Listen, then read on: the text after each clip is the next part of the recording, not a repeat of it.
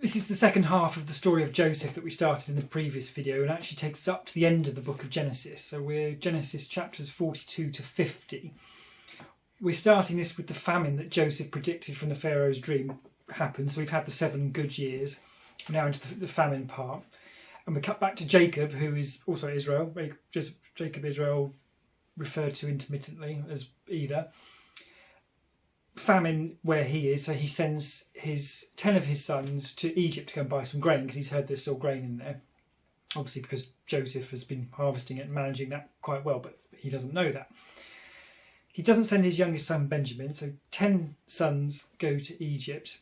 And of course, inevitably, because Joseph is the most powerful man apart from the Pharaoh and is in charge of selling all the grain, the 10 brothers bump into Joseph. The brothers don't recognise Joseph, and it sounds like he's speaking Egyptian or whatever language at the time, so he's speaking through an interpreter, because he recognises his brothers but hides the fact about who he is. It's not clear whether it's just revenge. I mean, to be fair, that's a man who, I say earn revenge, but you could understand if he was going to be a little bit unpleasant to his brothers. But he accuses them of being spies and throws 9 of them in prison. Tells the other one, go back and get this younger brother, because he asks them their life stories and all the rest of it. And so you're not having your other 9 brothers back until you come back here with the little one. So off toddles whichever brother it is that goes back to Jacob. 3 days later, he completely changes his mind, releases 8 of the 9 brothers he still has in prison, keeps hold of Simeon being one of the really deeply unpleasant psychotic ones who massacred half of the Shechemites. Sends the other 8 anyway back to Jacob with some grain. The deal being, come back with Benjamin, the younger brother, or I'm not going to release Simeon.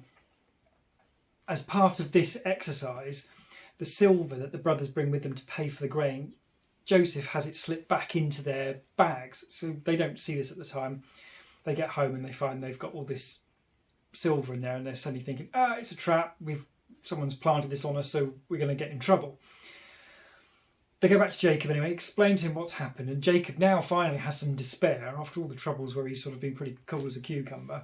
He's now despairing that he's lost his son Joseph, or thinks he's lost his son Joseph, because he thinks he's dead even though he was sold into slavery. And he's lost his son Simeon, who actually, oddly enough, Joseph has now put into prison. It's very, very confusing. So he refuses to send Benjamin back. And that's it. He just sort of writes off Simeon. But Simeon's clearly not a particularly pleasant person anyway, so perhaps no bad thing. A couple of days later anyway, he realises he's going to have to get this grain, so he relents and he just sends off the brothers with Benjamin this time, and they go back to Egypt to see Joseph. The brothers take back twice as much silver because they go in there, to be fair, being very careful, saying, we've had come back with all this silver last time, so we brought all that back plus what we're going to pay for this next lot of grain. Joseph sees Benjamin. He's very fond of him. I'm guessing because Benjamin had nothing to do with selling him into slavery, so it's one brother he's got who's not a complete punk. So Joseph has to go off and have a little bit of a cry, comes back in and all the rest of it, and pretends he's doing his thing. They then all have lunch together, and it mentions that Benjamin is given 5 times the amount of food of the other brothers. No one seems to question this, but I guess, to be fair, they're terrified of Joseph and don't know who he is. But again, that would seem to reflect that Benjamin is held in higher regard, a lot of brothers, because he didn't try and kill him or sell him as a slave. The brothers are sent away again, this time with the silver put back in their bags again. And this time Joseph puts his own silver cup in the bag as well. He puts it in Benjamin's bag. It's very specific about that. And sends them off on their way, but then sends soldiers after them to come and check on them. And basically, total trap. And whoever has the silver cup is going to be a slave. Sure enough, of course, it's Benjamin. So Benjamin's brought back, all the brothers come back with him. It's all very dramatic and all the rest of it. And then Joseph seems to try to use the situation to try and get the brothers to bring his father, Jacob/Israel back. But after all that decides that's all just too much fuss. It just comes clean. And there's lots more crying. tells his brothers who he is, says, "Go and get Dad. I'd like to see him." Back to Jacob / Israel, and God is speaking to him, but calling him Jacob. So I'm confused about whether I'm calling him Jacob or Israel. Even he must be confused about whether he's being called Jacob or Israel. But there we go. God just saying, "Go to Egypt. It's going to be great. I'm going to look after you. I'll make a great nation there." Interesting that he's saying he's going to make a great nation there, as in that's clearly setting up that the Israelites are going to Egypt and are going to be there for some time. Interestingly, God says to Jacob / Israel, "I will go with you down to Egypt, and surely I will bring you back again." Not clear whether that's he'll be buried back where he came from, which is, spoiler alert, that's what happens ultimately, or if it's alluding to the story of Exodus, which I've sort of cheated on because I've seen the movie with Christian Bale, so I know roughly what that's about. But it's interesting whether that's a foreshadowing or just I'm reading too much into that, so we'll have to see. It's noted at this point that Jacob's family, just his descendants, being sons and grandchildren, sons and daughters and grandchildren, number 70. So he's clearly well on the way to his great nation at the rate they're all multiplying.